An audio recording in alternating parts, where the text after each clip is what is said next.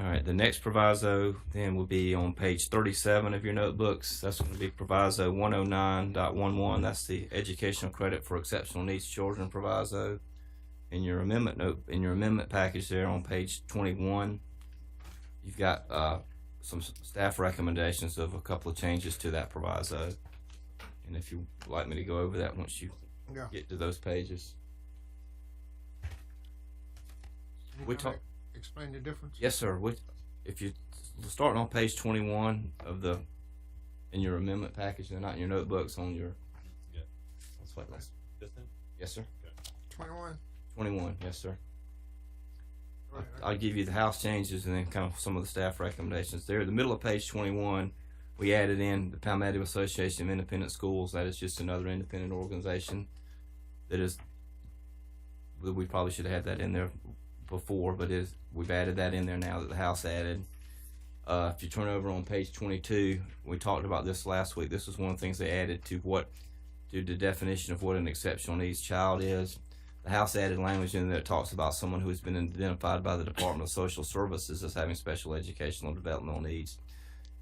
Staff's had some discussion on this, and we suggested that we deleted that in there because they would still meet the criteria under A. They would meet the criteria under B already, so we didn't really need to add the Department of Social Services in there. So staff is recommending deleting that DSS designation. This one, the gentleman came from Greenville about this, about DSS. And I've talked with the folks who were with him, and they said after going back and looking at it, they think that they would meet the qualifications under the standard law. We don't need to add the DSS thing. That's the information I have. Okay. Is that? Over that? Yes, sir. That's the same information I've received. Okay.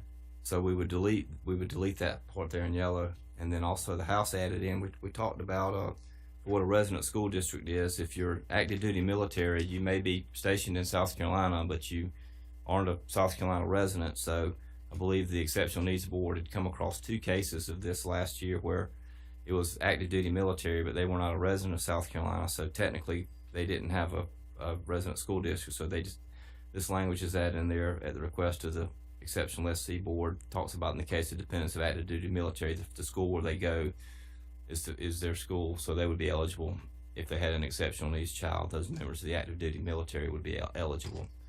And those were just very, very, I think 2 instances is what they had come across last year. So we recommend adopting that. Well, kind of explain it to me.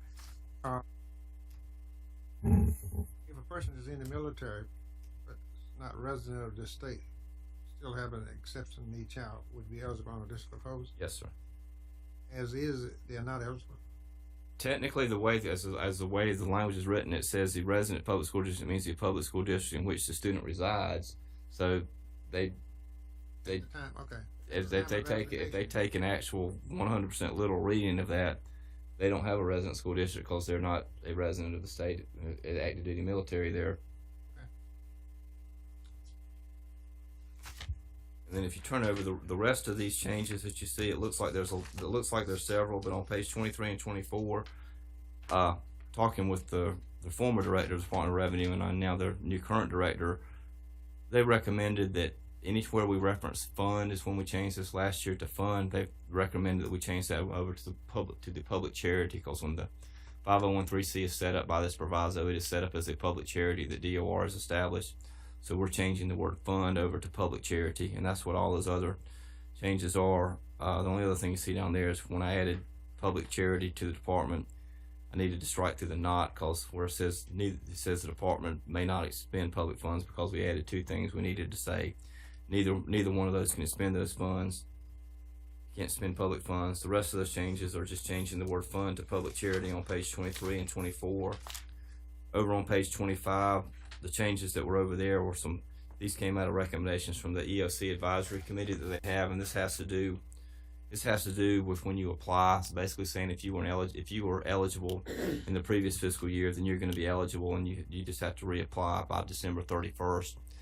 It was harder on some of these schools because the way this is written as a proviso, it doesn't really kick in every year until July the 1st, and a lot of these schools, are not in school in July, so having them have to make an application on July 1 was was tough. And so this just says if you were in last year, then you're in now, but you still got to turn in your stuff by December 31st. And then if you don't do that, Move adoption as amended. all right.